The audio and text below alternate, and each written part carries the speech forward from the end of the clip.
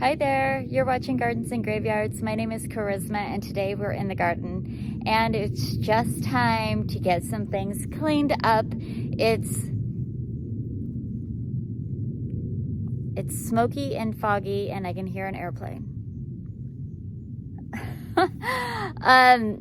It is mid-September and the temperatures are going down. There's not as much blooming in the garden, but there are some flowers coming on and there's still tons of green foliage, and I'm not ready to just level the whole garden and get rid of it, but there are so many plants that just look sad and they're brown and crispy, and it's just time to get them out and just clean them up. And so there's just so many and it's going to take a long time to do, probably a couple of days of piddling around in the garden. So I'm not going to really show you any details, but I'm going to just show you a whole line of before and afters just to see the difference of when you just leave the garden kind of unruly and take a little bit of time and clean it up a little bit.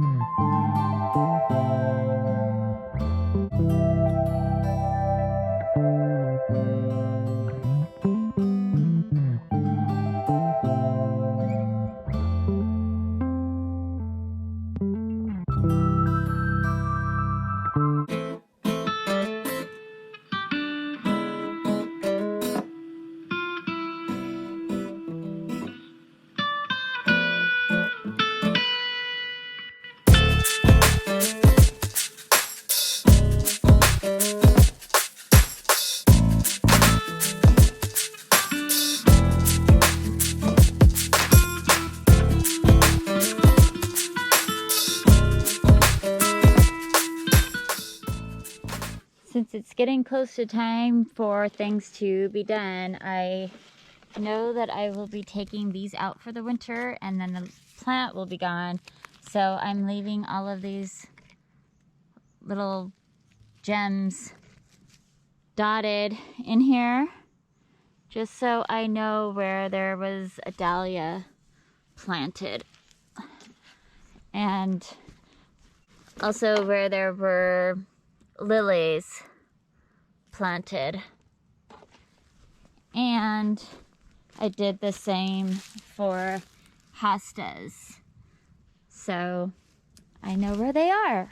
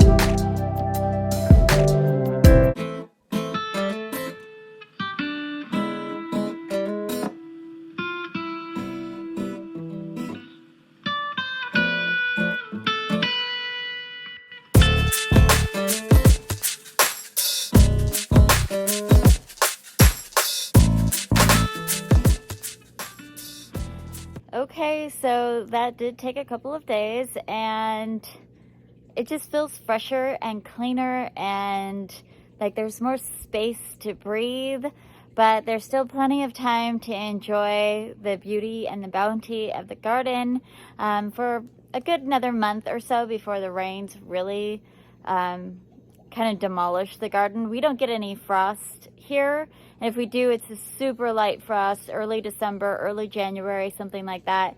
But we get so much rain that everything turns to brown mush. So for as long as I can leave everything up here, you know, looking lush and green and beautiful, I try to do that. But at the same time, it's just nice to give it a little bit of a pick-me-up at the end of the season, just so that it just looks extra beautiful going into fall for reals. I hope this inspired you to get out in your garden and sort of see exactly what your plants are doing and give them a little extra breathing room so that they can, you know, provide a little something extra for just a little longer in the garden before it's time to put them to bed. And if you're interested in seeing more details about the plants that are growing really well and looking absolutely gorgeous, stay tuned, because the September garden tour is coming out in just a couple of days. So look for that, and until the next time, keep celebrating life. We'll see you next time. Bye.